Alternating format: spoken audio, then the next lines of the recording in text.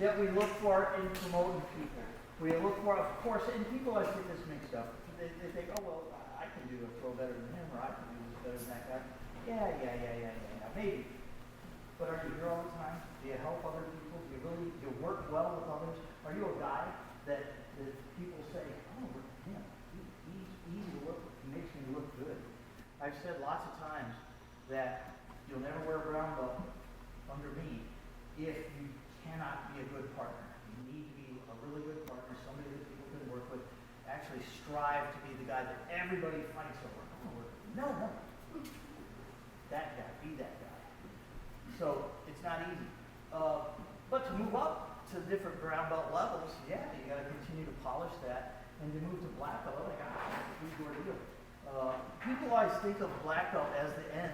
Well, I'm here to tell you it's not. See, we got candy canes, we got gold belts, we got red belts.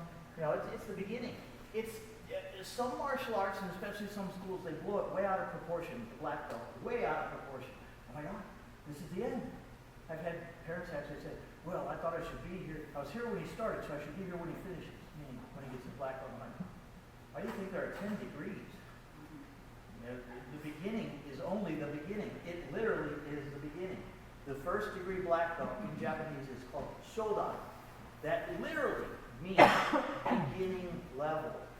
Nobody thinks of a black belt as the beginning level, but it is. It's the beginning of really starting to learn now. I swear, I learned more in the first 12 months after I got my black belt than I did in probably 10 years before that. You say to yourself, how could it be? I don't know, but it just is. So, some people question, well, how do you know, why do you give somebody a black belt? You know, I mean, if their techniques are okay but not great, they still give them black belt. The answer is maybe. What else do they do? What else do they have? What else do they bring to the table? My wife, Kim, was a brown belt. She was competing with brown and black belts together, and she would frequently beat the black belts. And so she was promoted by Batsu, which means, it means literally it means military victory. In other words, she kicked their butts. And so, if a brown belt's beating a first degree black belt, oh no, they should probably be a little bit higher ranked, first thing. And so that's how she got not just her first degree, but also her second degree. Didn't she get promoted by Hospital also? Yeah, for that first or second. Yeah. We've had people that have excelled in competition, and we recognize that sometimes with promotions.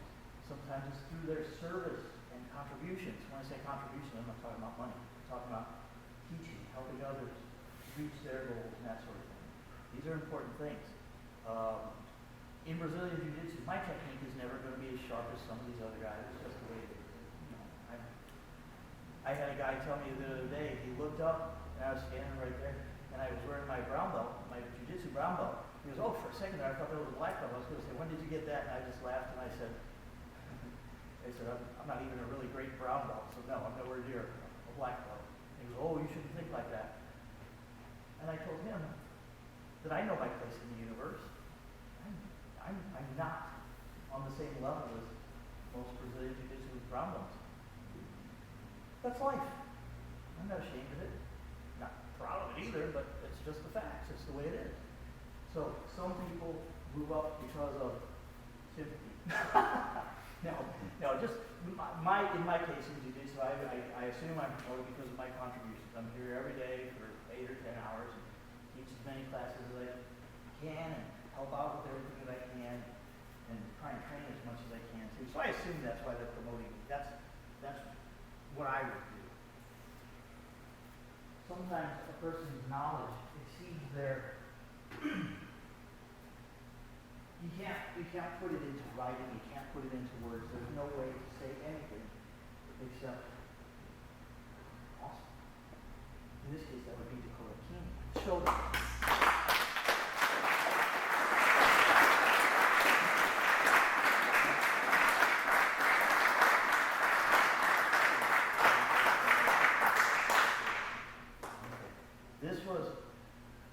It takes a while to get belts made. I pull my hair out. I pull my hair out trying to make sure I have all the belts that we need.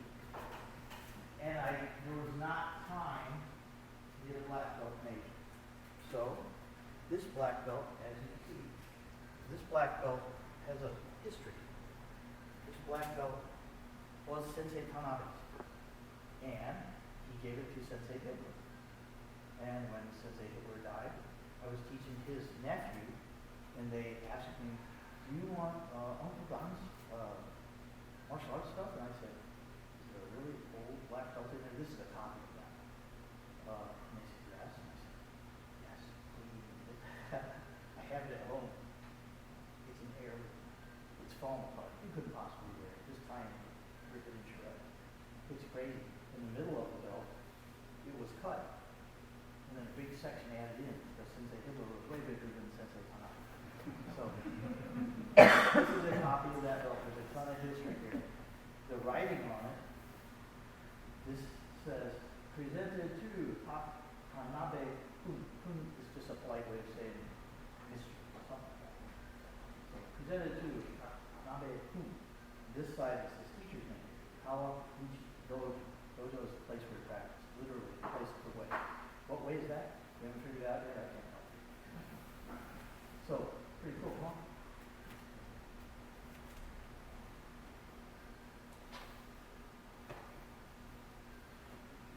We always try to put this emblem on the left-hand side. And I'll tell you what the emblem is in a second.